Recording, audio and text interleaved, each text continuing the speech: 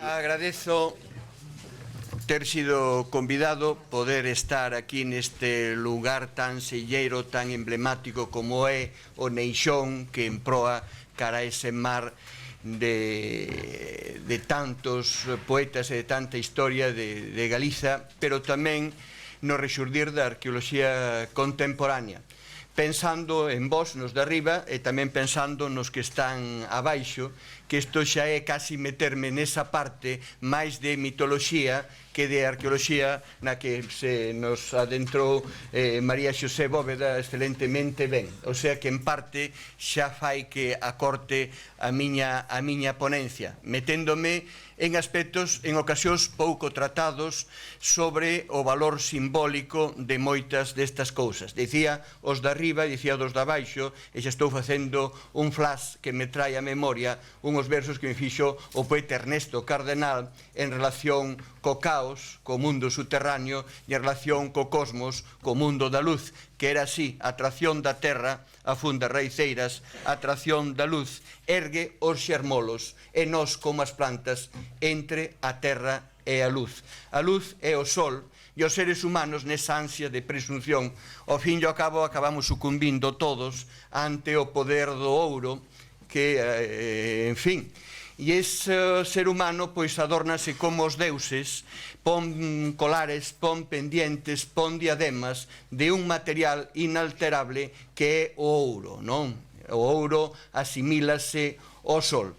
E entón, pois, dende ese momento, valores que eran de uso pasan a ser, como pasa sempre, liturxias, valores de consumo. Eu coido que das primeiras pezas que hai da arqueoloxía, topadas de forma casual, pero aínda por estudar, feitas e traballadas en ouro, non tiñan un valor litúrxico, ornamental, e poida que ainda estén por estudar. E isto pudo ser no momento en que eu deixo o Castelo de San Antón no ano 95, cando un ano antes, no mar aquel da Coruña, na Bahía, se afundira un petroleiro, o mar Exeo, contaminara todo aquelo, e os do oceanográfico estaban remexendo nas areas, e dixo, mirade con cuidado que poden aparecer cousas, buscando, analizando os berberechos, e efectivamente ali apareceu algo que me trouxeron, que era unha punta de flecha armoricana, dese tipo armoricano, totalmente ennegrecida, e non me parecía como cobre ennegrecido, non me callaba aquelo de que fose unha peza de tipo armoricano feita en cobre. Efectivamente, levouse a analizar e viuse que era de ouro.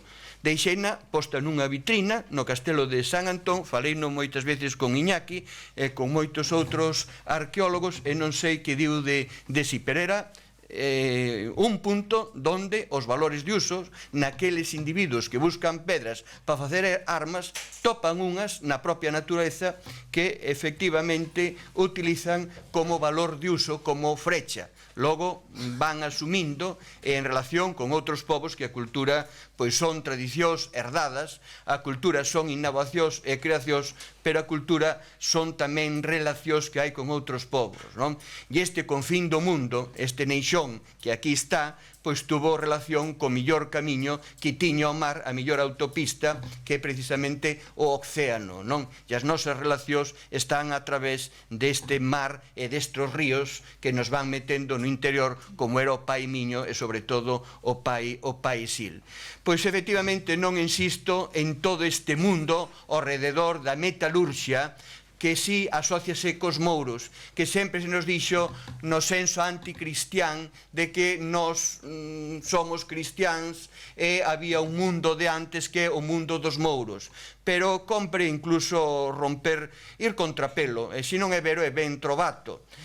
Mos moris, sabedes, significa a costume, a tradición, o vello, e pode ser que ese moris dé lugar ao de vello que está antes, pero ao fin e ao cabo, como veían aqueles ilustrados románticos posteriormente, todo asociaban co apóstol Santiago, que venceu os moros, as malas costumbres paganas, etc. Que ao fin e ao cabo, pois era unha secuencia dentro dun proceso moi longo longo de animismo e panteísmo co que aínda non se pode hoxe o cristianismo, que está moi latente como en ningún outro país do mundo que en Galiza. Eu lamento terriblemente que a arqueoloxía, tendo tantos campos como ten, entre eles a etnoarqueoloxía ou arqueoloxía experimental, aínda non se traballasen e non teñamos unha cátedra na nosa universidade de etnografía para estudiar moitas costumes prehistóricas que contextualizan moitos destes outros aspectos. Aquí víamos diapositivas seguramente da India, de un proceso de elaboración de unha peza de ouro, e a un tempo pasamos por estes espazos, estás vendo nas diapositivas, asociados aos mouros, ás explotacións. A mina do Puzo do Lago, nas terras de Maside, era un pozo aberto que quedou inundado. A Virxe María pasou por aí, di a lenda, pediu pan e non llo diron, volveu a pedir pan e seguironllo sin dar. Ao final a Virxe castigou aquela avaricia, aquela ibris, aquela matayototis topanta matayotes, a avaricia das avaricias, esos pecados capitales. A Virxen castigou a aquel pobo que dicían de mineiros que había ali, quedando a su lagado. E ao final ven ese panteísmo, a auga, o lume de San Xoán, a festa dos magostos, esa prehistoria que queda aí cristianizada por Gregorio de Tours e Martín Dumiense, cando din vayamos a aqueles lugares paganos e poñamos templos cristianos. Como non, de onde se sacaba a materia prima para facer os ídolos e moitos símbolos que son as cosmogonías, como se representaba a primeira cara de Deus. Ora, hai o debate ateo de si Deus sí ou si Deus non. A cuestión é cal é a cara de Deus, e nós podemos formar parte dese Deus de caos, cosmos, principio, fin, vida e morte, que se representa de formas moi diversas a través da xeometría, non? Estos vestixios asociados cos mouros, co pasado, ca alquimia, ca maxia, cos tesouros, está en moitos de estes lugares de antigua minería, pero tamén donde apareceron estas pezas, non? Estas pezas que sabemos inicialmente eran valores de uso, como esa punta de frecha tipo armoricano, pero logo finalmente, como nos dixo María Xosé, pois vanse batindo e vanse elaborando pezas que seguramente simulan outras.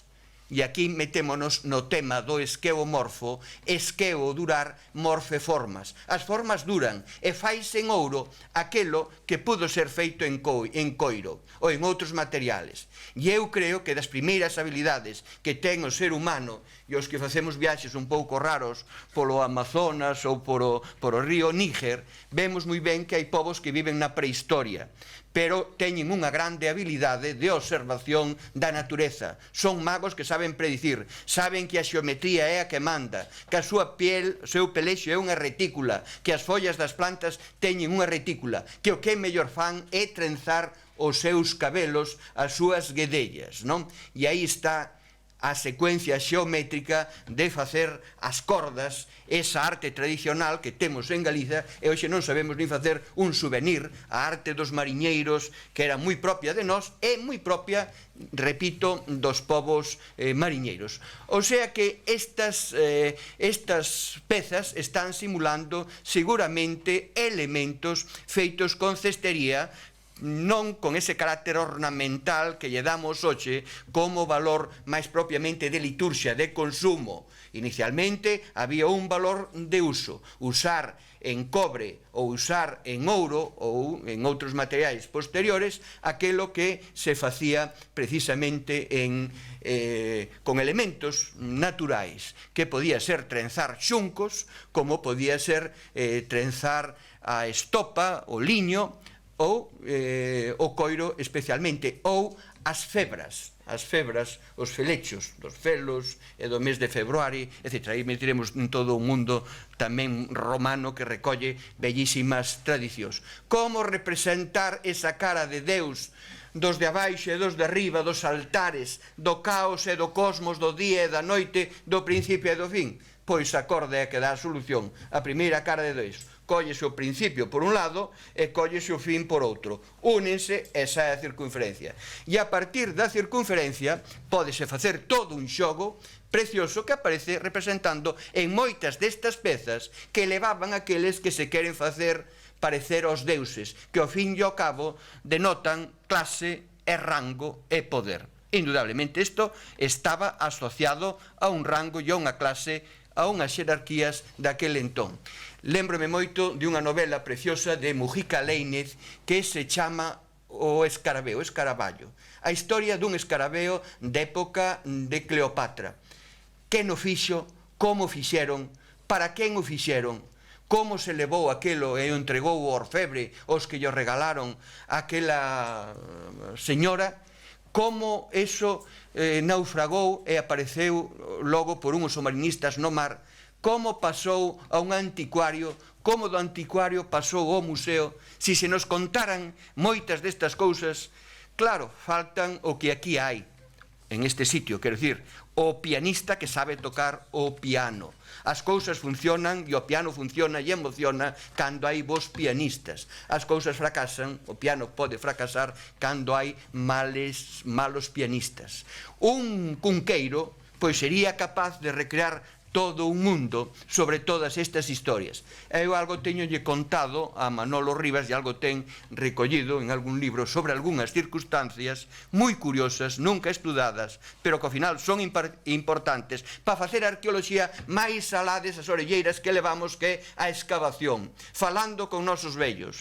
Lembraba moi ben María Xosé os textos de Beuza Brei, deste paisano que topou o tesouro de Caldas de Reis, como revisando todo isto e contrastando co que dixeron no xulgado, se poden examinar e coñecer moitas cousas. E somos os últimos que vivimos a prehistoria, vivimos a lareira, vivimos a cociña bilbaína, vivimos aquelas apestosas de butano, vivimos, perdón, de petróleo, as de butano, as de propano, agora xa parecen gabinetes de ciruxía, todos estes laboratorios que tal, pero é que vivimos a prehistoria, a nai que presidía a lareira e a casa no escano contando contos ao sofá-cama, o mundo de internet, que saes hoxe nun avión e non chegas mañá, que chegas onte, os carros de vacas que desaparecen hasta do Museo do Pobo Galego, donde ten que haber máis carros de vacas. Gracias, Xocas, por estudiar as tipoloxías.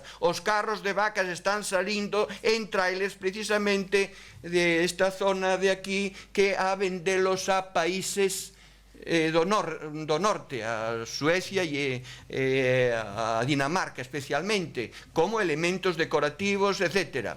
E iso é tecnoloxía do bronce final e sobre todo castrexa. Son elementos que están aí. Por eso urxe meternos tamén nestes temas. Estas cestas de bergantiños feitas con mollos de palla, cosidas con febras de silva secada, técnicas e saberes que están dende a prehistoria diante de nós e que se perden precisamente agora, para logo ter unhos souvenirs terribles en estos centros de recepción de visitantes, que tantas veces loitamos na Diputación, tendo como temos San Andrés de Teixido, o Tegra, as dunas de Corrubedo, estos espacios que teñen que ter como en Nins o Pont de Igar, que chegas ali e a 3 kilómetros antes tes que deixar todo ir camiñando, ir nun pequeno coche ecolóxico. E os viaxeiros van a estos sitios e teñen donde facer as necesidades, donde tomar algo, sin deixar os seus restos e as contaminacións de todos os tipos no propio xacemento, non? Eu sempre dixen que este centro debía de estar dándolle vida ao pobo e logo sistemas para acercarse. E a cidade da cultura funciona se hai bons pianistas ao rededor, porque indudablemente todo está por explicar. Esta historia que nos contou María Xosé do ouro, que museos do ouro, que exposicións houbo do ouro en Galicia, precisamente cando todo conta a noso favor. Os restos que aparecen, os que se perderon. Xelmírez tiña unha gran colección de ouro precisamente entregada polos paisanos. Cando ven Francisco de Asís aquí, con Cotolai, topa un tesouro no val do inferno, o ínfero que está metido na parte de abaixo, el monte a Calvarios nas partes altas, nos vales de Deus, etc. Non todo cheo dun simbolismo moi antigo e moi bello aínda por coñecer. Pero indo ás crónicas de época romana, xa non digamos o que din todos os cronistas. Silvio Itálico di que a armadura de Aníbal estaba feita polos orfebres galegos. O que di Marcial, non, a Carino. Carino, tes unha gran colección de esculturas griegas de Mirón, de Fidias, de Escopas, pero o que me chama a atención son as pezas de ouro feitas polas maus hábiles dos galegos. Dende tanto ferragancho que tes na tua casa, o que non tes é nada de homo honrado, acaba un pouco así. Pero é curioso que Marcial, bueno, isto xe, eu volvo, desde logo, cando reviso a filosofía griega, eso do Mataiotes, da Ibris, o conto da leiteira, e tantas historias son nosa trave de ouro e nosa trave de alquitrán, arqueoloxía. Veo o prestix por a costa co ouro negro este do noso tempo, ao final tanto buscar a trave de ouro e dimos que a trave de alquitrán que enchapopoteou toda a política e toda a cousa, non? Que é curioso tamén como estas lendas pois funcionan, non?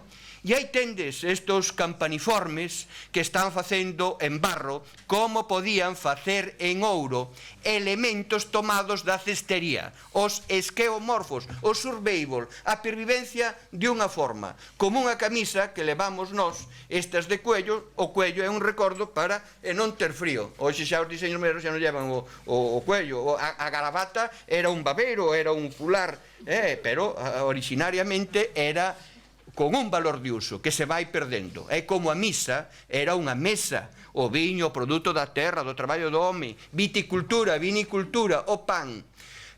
Para que haxa pan ten que haber grao, donde hai grao hai hórreos, hai muiños, hai fornos, hai vida, bótaselle aos mozos cando se casan. Ao final a misa, pois hai que ir rapidiñamente a ver se o cura acaba e xa nos imos, pero pasa co día da patria, o día da muller, o día do neno, etc. Non?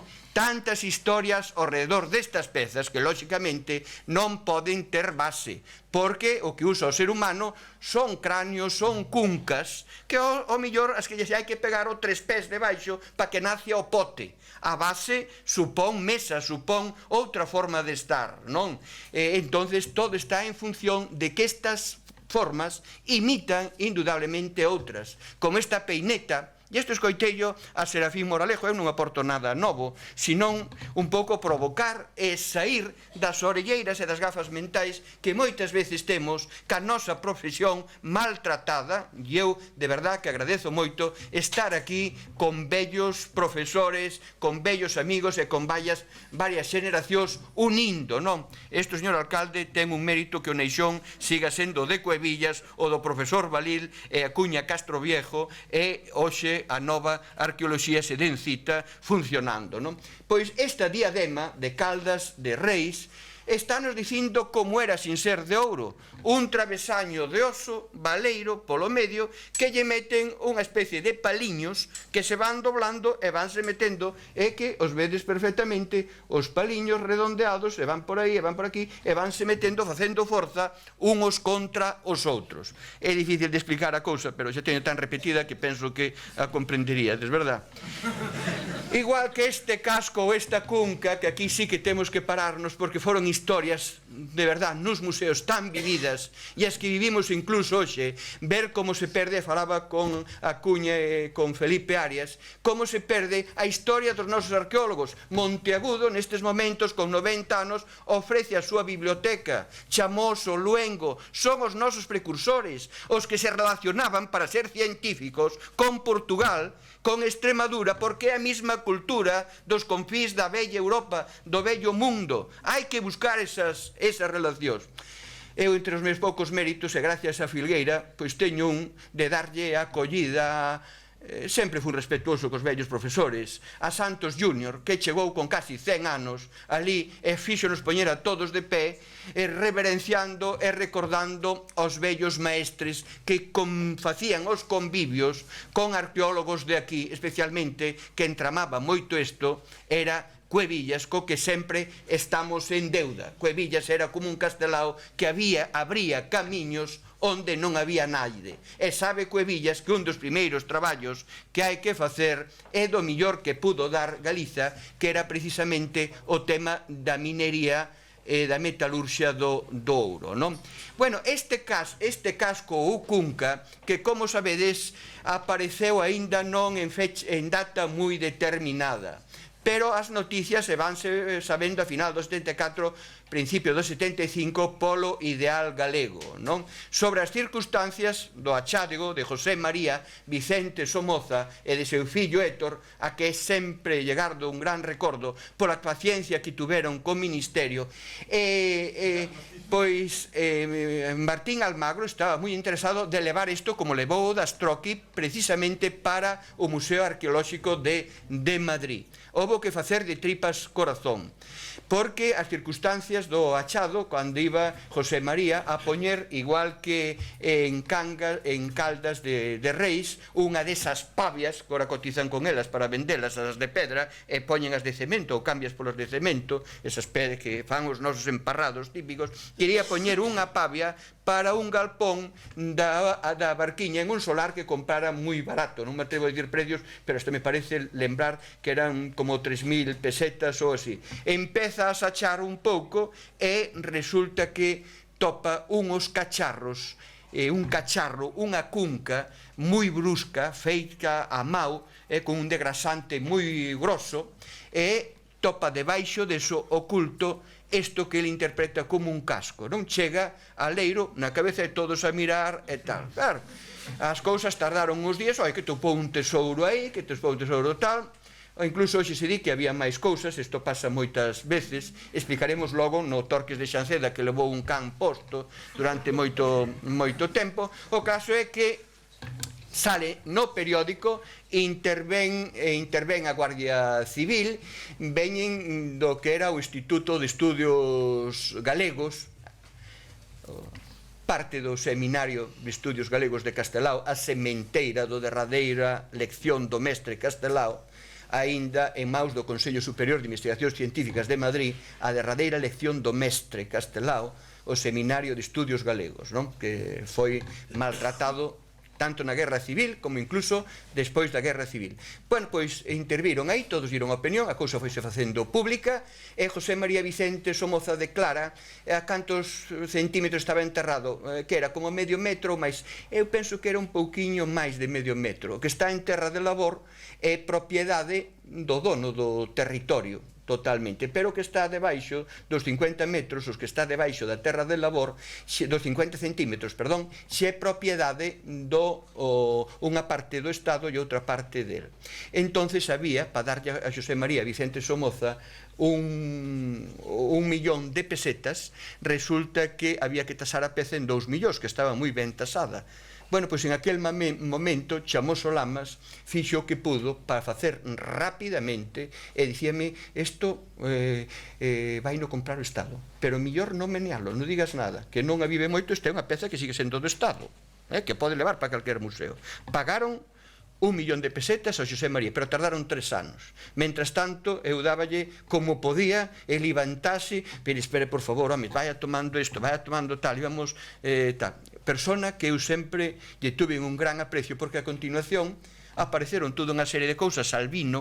Albino trouxonos pois todo este alixo de pezas da alabarda e os puñales, aqueles de espeto que están no Castelo San Antón, que apareceron no Monte Lioeiras, como vos sabedes tamén, non? Bueno, é unha historia moi longa para contar todo isto. Despois, poucos meses despois, José María Vicente Somoza quedouse paralítico de unha perna, non sei se vive aínda, un día facendo eu autostop, topeime con el que me colleu no coche co seu fillo Héctor.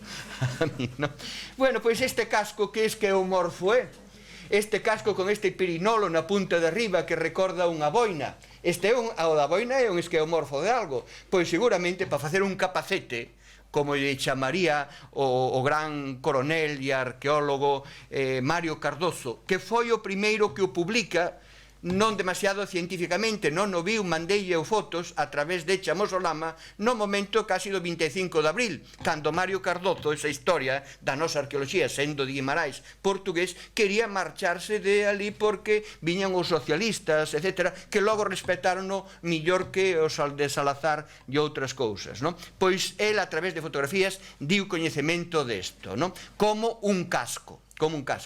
Pois, efectivamente, para facer esta peza seguramente sería martelando unha gran lámina, repuxando estos elementos que recordan outros que podían ser os remaches de pezas. Na cultura de Vilanova aparecen moitos centroeuropea, ben datados e polo ano 700 antes da nosa era, non? E para facer esta peza en coiro, pois hai que coller un cuarterón, outro cuarterón, e logo ao final quedache un piquiño, non? Quedache un piquiño, imitando que serían as pezas de coiro. Pero ben, o martelado de unha lámina de ouro dá así, pero para facer o casco tes que ir doblando,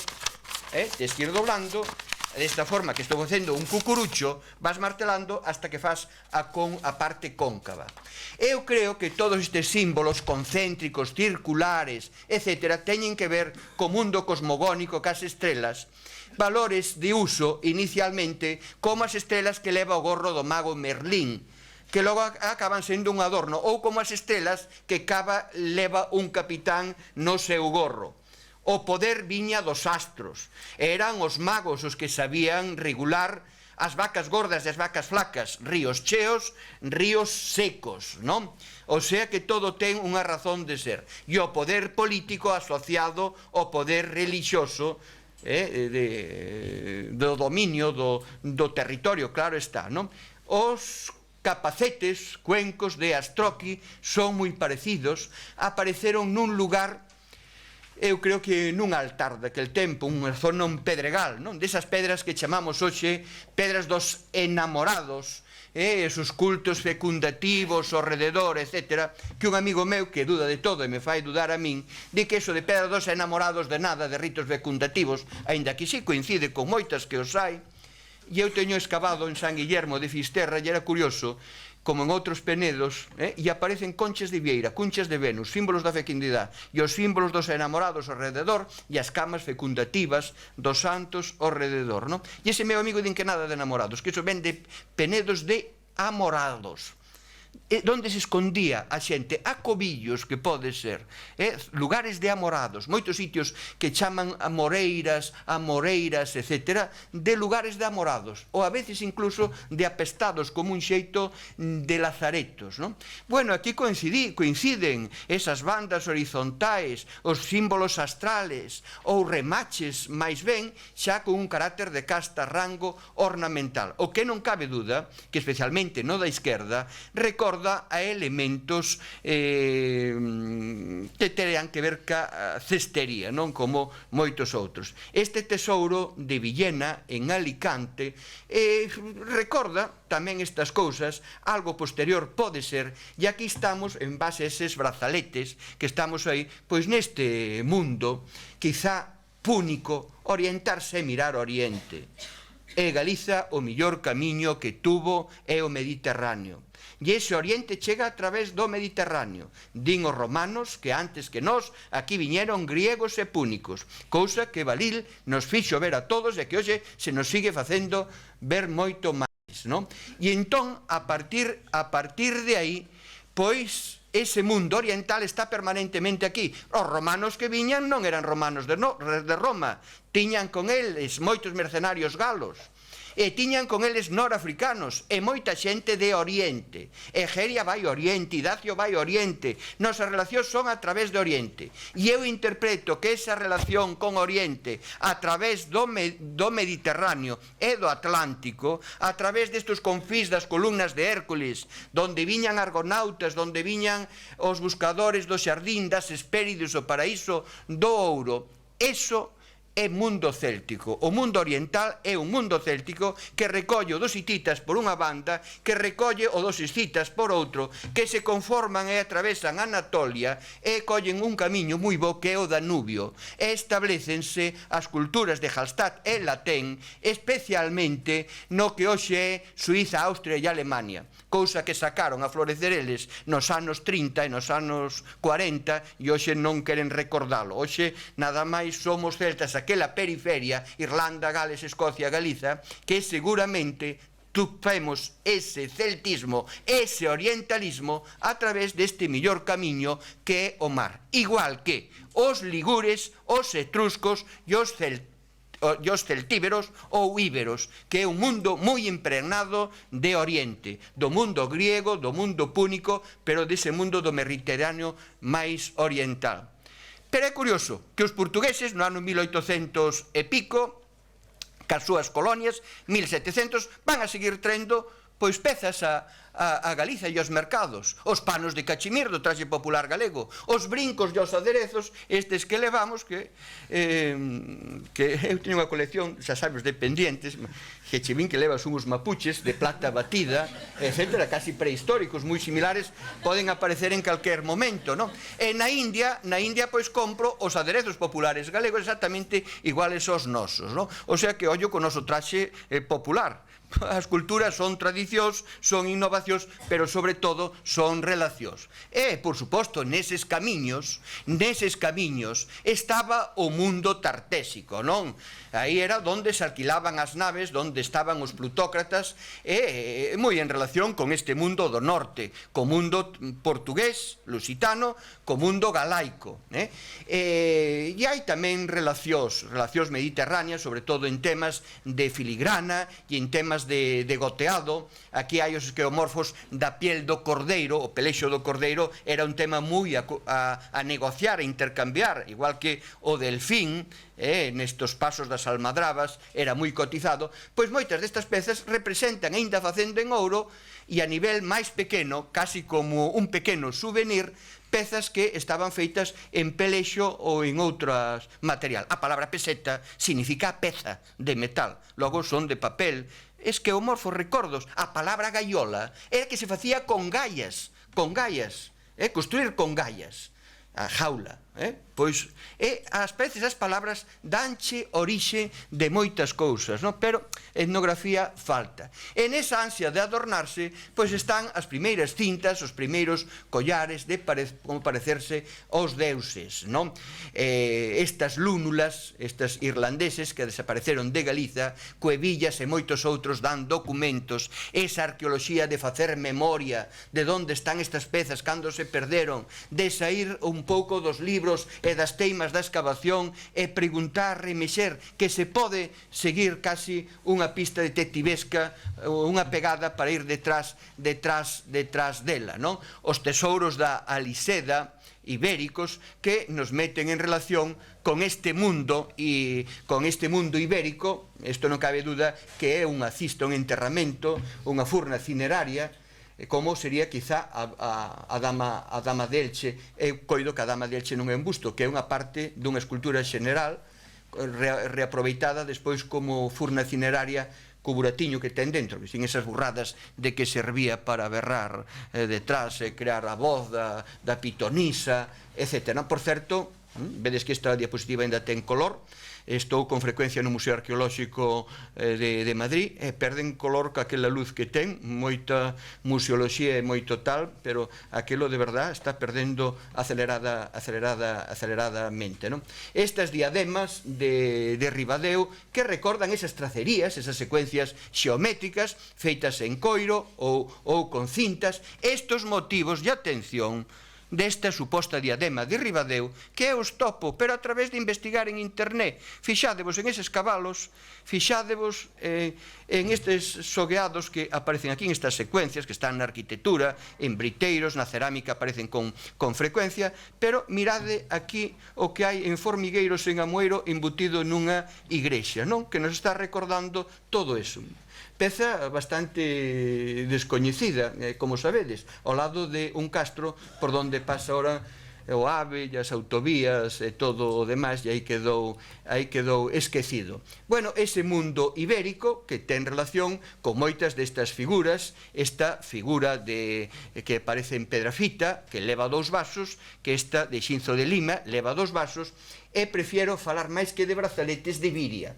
O nome de viriato vendo que levaba a viria, e o nome do torcato vendo que levaba un torques para amarrar a gorxa como unha especie de medalla. Pero, atención, que hai torques e torques. Esta cabeza do Castro de Rubiás parece que levaba un torques, cas dúas bolas moi unidas, igual que estos guerreiros lusitanos que todos coñecemos, levan as virias, ou galaico-lusitanos, levan os torques, levan as virias, hai unha peza moi curiosa que tuvo a Casa de Braganza feita sobre unha moeda griega que chaman a Bráctea de Braganza, non? Unha peza preciosa que está na colección de Braganza, unha fíbula estupenda que non se sabe moi ben onde pudo aparecer, pero é lusitana, ou estas arrecadas do castro de Briteiros con esas filigranas, estos anéis.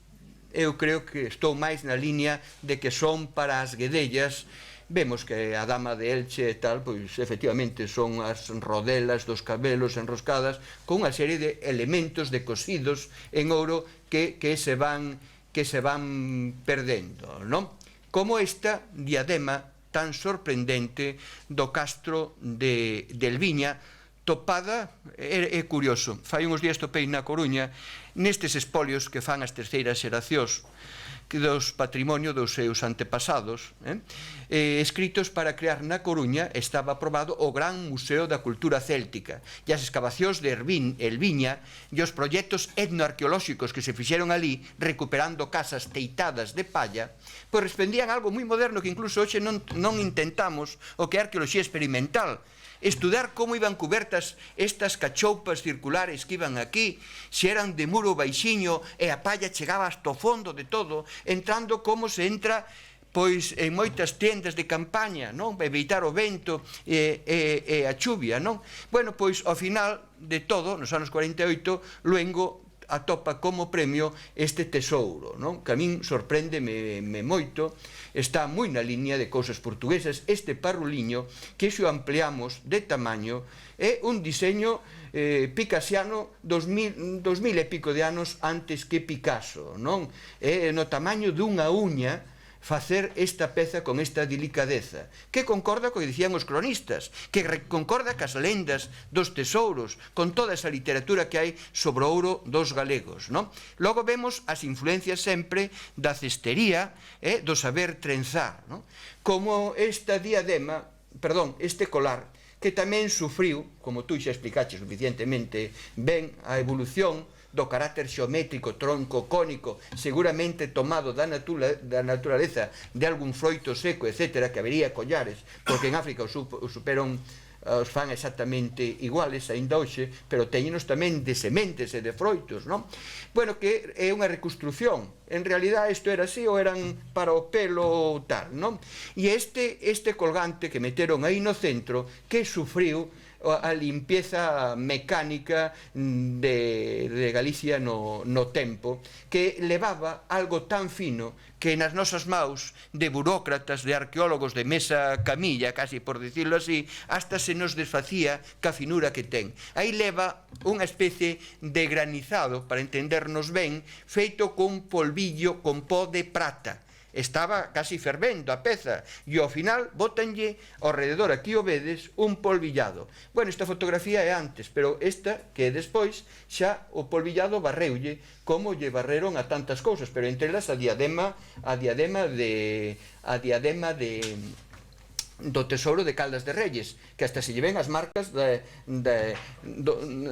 limpar eso, pero tamén algo que chamoso, que logo falaban das chamosadas, pois nos anos 70, cando apareceu o casco de leiro, dixe, non se lle toque, que non se limpe. Tiña unhas marcas ali roxas, que eu creo que eran de resina dos piñeiros que iban debaixo. Eso deixa, non toques aí tal. Levaron ali, limparon por adentro, por afora, etc. E manipulando, porque ten unhas findiduras do machado que digo que van moi a máis. Van moi a máis polo simple peso, incluso do propio castro, non? Bueno, aquí tendes este símbolo solar, este símbolo astral, a xeometría, que seguramente se nos mandan facer hoxe non saberíamos nin facer, digamos, o deseño de todo isto.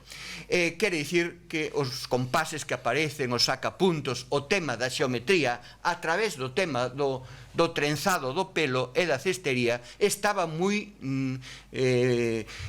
practicado, non? Eso de vos colledes 6 cordas, empezades a tranzar cunha serie 1, 2, 1, 2, 1, 3, 3, 1, en serie xeométrica, e iso facíano moi ben como fan pois en estes terceiros mundos.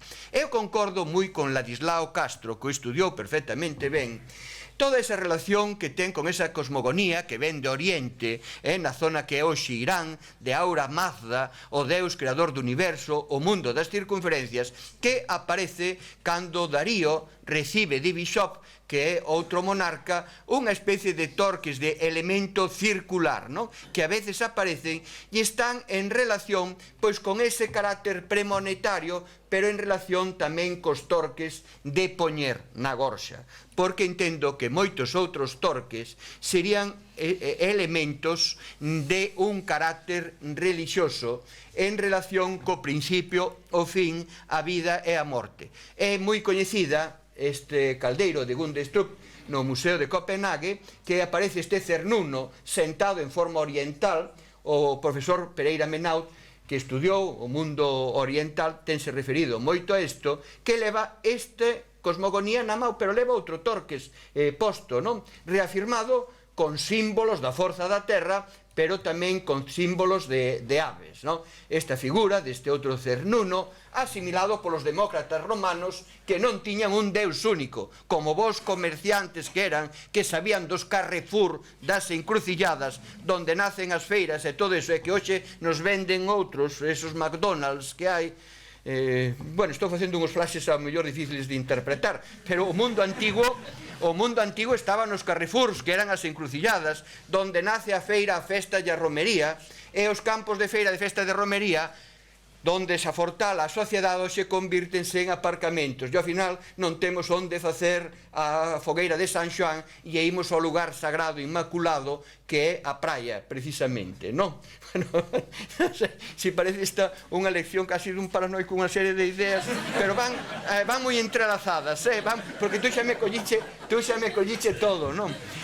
Entonces vedes aquí este galo moribundo que efectivamente leva o torques posto, son collares que tamén aparecen, os que aparecen na zona de Mondoñedo, son trenzados deste tipo que abren, están feitos de outra aleación, non rompen como que lle quixeron poñer ao can, non? Este galo que está no Arapacis, vedes que leva tamén o seu torques, non? Aquí na Machadiño de Cariño, seguramente en relación co sacrificio do touro que se fai morena e besta brava nos temas do antroido que invade o mundo civilizado. A veces veñen ben as crisis, veñen ben. O carnaval é unha chamada que ten que haber crisis, para que se espabilen, home. As crisis é o aburrimento, e quen espabila a crisis son os creadores, os innovadores, os que dan estrategias para sair da crisis. Non hai mérito se non hai crisis, precisamente, e é o que nos está cumprindo, non? E o touro, pois ven na nosa etnografía, eu estou en estes días no antroido de Salcedo, nas terras do Caurel, e ali saía o oso, bueno, copulando e fecundando, hasta comigo copulou, e con todos que anda por aí, non? Bueno, estes collares fecundando os montes, pero unha cousa de coño, que temos aquí a prehistoria enteira, non? Estos son os torques do Torcuato, son os collares como son estes de Irlanda, que se abren, que son de... En cambio estos que teñen os espirales á izquierda e á dereita, este sí pode ser un torques, este xa o dudo máis, que tanto abriron que o destrozaron. Luengo di que podía ser pos nenos, como do Arapacis, non? Aquí están estes símbolos solares, etc. Non? Este xa non entendo que sería tanto, nestos portugueses, non entendo que sería tanto un Torques de poñer, abrir no demais. E ten esta parte que se adapta moi ben a Mao para un carácter ritual como que porta aquel cernunos de Gundestrip. En cambio, o Torques que levou o can de Xanceda, que nun estudio que fixeron na Universidade de Santiago nos anos 80, o profesor Vázquez Varela meteronlle que había un Torques que estudiaba unha rapaza que lle vira un can posto, non? A min ofreceronme no Castelo de San Antón a través de fotografías. Pedían 6 millóns de pesetas por el. E eu trateino de que alguén tiña este Torques que era moi importante, dicían que era da zona de Betanzos, e 6 millóns. Tratei a ver se me compraban. Recibíronse cartas no museo de Monteagudo e cartas incluso de Isidoro Millán de San Antón dicindo que era unha peza falsa, que era un barroquismo, que era unha falsificación terrible, etc. Eu non sabía, non tiña medios para comprar esa peza de 6 millóns de pesetas. Doctora Fernández de España meteuse incluso polo medio para adquirir esta peza e mirar, porque tiña entendido que era de Xanceda. Pero este mundo é un pano cheo de mocos en moitas ocasións, e resulta que vou comprar unha mazá, iba a buscar a Begoña Vaz, que está no Museo do Castelo de San Antón, meto María, e dixo a Felipe Sene, mire, nós temos unha peza de ouro moi importante que topamos, oye, pois vinde polo museo, por favor, vinde mañá e traime unha foto, inda que sea, e vexo que era o mismo Torques, que Manuel Lousa de Betanzos, hai que dicir nome xa, porque isto é historia, me ofrecía por 6 millóns. Chamei a Lousa e dixen, por favor, que non tocar eso, que sabía que tal. Topei co tipo con Pedro Blanco, Barral, que era o que topara os Torques. Teño ese Torques e tal, pero teño un problema, que só teño esta parte de arriba do Torques. Como tes esa parte? É que unha mili, un tipo que había ali que era licenciado, dixome que lle levara a outra parte e deixou unha ali. Pero tú, deixaches esa parte. Tú sabes que unha parte non vale nada, que non podemos facer nada. A ver, quen a ten e de tal. Bueno, o Castelo de San Antón en moitas ocasións temos que facer o payaso, non? Temos que facer o payaso e seguimos facendo para divertir en moitos momentos. Resulta que viñan estes caballeros de la mar océano, que eran militares de la armada e de tal e que cual, que se vestían de época, levaban cañós tirados por unha corda como se llevaran un can e tal. E a min que estaba en San Antón era el gran alcaide del Castillo de San Antón, recibinos e tal. E había un que se chamaba Barragán, que logo supen que era propietario dos hoteles Strip, da cadena Tri. E entonces chameino, díxelle, mire, era almirante, usted que está aí, averígüeme, estaba en Madrid, en Valencia, en este tal que estuvo Pedro e tal, hubo un compañero de aí que se adueñó de unha pieza, a ver si sabe el nombre ou unha fotografía, mándeme nombres. E mandoume unha lista de nombres. Onde estaba o deste individuo? Localizamos o seu teléfono. E curiosamente, nun momento que estaba eu no Castelo de San Antón con Pedro, que chega a Miras, Portugal, que foi conselleiro de emigración do Carballiño na época do PP, pois estaba ali no Castelo de San Antón, localizamos o teléfono, chamo eu ali a Valencia. Mire, por favor, llamamos aquí de la Guardia Civil de Coruña, usted tiene una pieza, tiene que venir, se le paga el viaje, se lo paga tal, cuanto antes venga usted, ¿qué día puede venir? Espere que le llamo yo. Chamou inmediatamente, non tardou nin 5 días en facer a entrega da outra peza. Agora había que conseguir os cartos. Bueno, Pedro Blanco Barral dixo que 1 millón de pesetas si lle dábamos, pero si lle buscábamos empleo. A mí o que me importa de verdad son que as pezas quedan. Os seres humanos pasemos. Estas pezas quedan para a nosa historia, para a nosa dignidade. Os tonechos e as mulleriñas esas de Buño, que se están rindo de nós e da nosa historia, que as poñan no outro lado. Pero hai que dignificar a nosa historia como fixo Mojica Leiniz con todo isto, non? Entonces, pois entregounos, acabamos xa, porque queda moito, entonces entregounos a peza no museo. Empleouse gracias a Liaño Flores. Liaño Flores diu o 1 millón de pesetas e ao mesmo tempo permitiunos emplear a Pedro ali, que ainda sigue estando no museo, cambiando de un lado para outro. Pero é que Pedro, a continuación, uns meses despois, contame outra historia, que lle deixara máis pezas a un da Coruña que non lles devolveu, que tal e que cual, que apareceran máis que tiña na casa. A ver, Pedro, acaba dunha vez, pero que tes aí?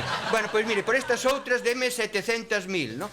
E dimoslle, por outra parte, estaba claro que era era unha especie de tesourillo, non, pero de metalistero, de que ali tiña o seu desguace para facer algo. Pero mirade que o levou o can, claro, rompeu-no, como rompen moitos, como o famoso Torques de Burela. O que o topou pensou que era un asa de baúl. Pero esa non hai que no poña na gorxa, non hai gorxa posible que, porque é moi pesado e moi pequeno. Pero aparecen a un lado e a outro estes símbolos de principio, de fin, de vida e de morte. Isto é pura dialéctica, non? Detrás hai unha sociedade, hai un tempo e hai un contexto. Noso millor camiño, indudablemente, é o mar. Aquí o vedes moi ben, esta roda circular da que nace a cruz, aquí vedes o trisquele. E logo, é curioso, a ánima interior de toda esta parte central que se adapta a Mao, que está simulando, aquí vedes, elementos de cestería, a parte central é de prata. Na prata engárdanse estas plaquetas de ouro que son leccións, é unha auténtica lección antolóxica da ourivería galaico, bueno, castrexa, por dicirlo así, porque apareceu ao lado de un castro. Bueno, xa digo que isto é dialéctica, son cousas que non acaban, que temos unha ciencia preciosa, que a burocracia das administracións municipais, como se está facendo aquí, que Boiro é un exemplo, as provinciais e as autonómicas teñen que asumir, e os arqueólogos están para xestionar os temas que teñen que ver precisamente ca arqueoloxía, ciencia nova que aínda dá moito por facer nesta terra, igual que a museoloxía, e que a nosa universidade debe despabilar, senón nosos fillos teñensenos que ir a Cataluña especialmente. Moitas gracias.